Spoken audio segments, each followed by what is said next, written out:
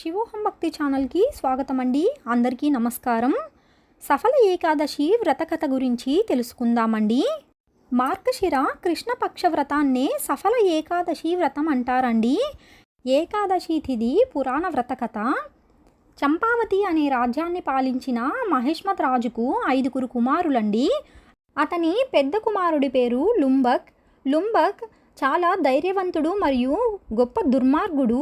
ఇతని దురాగతాలు తారాస్థాయిలు దాటినప్పుడు అతన్ని రాజ్యం నుండి వెలివేయబడతారండి. ఒకరోజు లుంబక్ దొంగలించడానికి ప్రయత్నిస్తారండి, కానీ రాజు మనుషులచే దొరికిపోతాడు. అతను నేరం నుండి విముక్తి పొంది మరియు నిర్దోషిగా ప్రకటించబడి కొద్ది రోజుల నుండి లుంబక్ అడవిలో ఒక మర్రి చెట్టు కింద నివసించడం ప్రారంభిస్తారండి. లుంబక్ తన అలవాట్లు తన జీవితాన్ని ఎలా నాశనం చేశాయో ఆత్మ పరిశీలన చేసుకుని అతని పాపాలు చేసినందుకు పశ్చాత్తాపపడతారు. తన తప్పులకు సిగ్గుపడతారండి.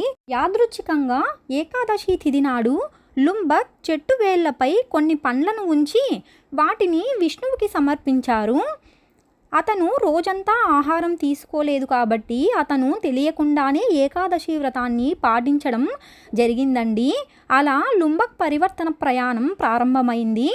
లుంబక్ యొక్క పరివర్తన గురించి తెలుసుకున్న తరువాత రాజు అతనిని తన వారసుడిగా స్వీకరించారు.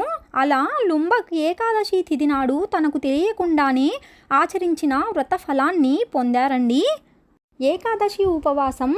ఏకాదశి వ్రతాన్ని చేసిన వారికి సకల ఐశ్వర్యాలు కలుగుతాయండి.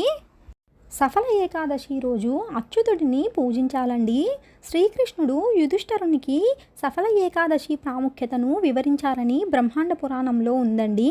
తెలుసుకున్నాం కదా అండి ఏకాదశి తిథి పురాణ వ్రత కథ గురించి. మరొక వీడియోలో మళ్ళీ కలుసుకుందామండి. సెలవు మరి. స్వస్తి.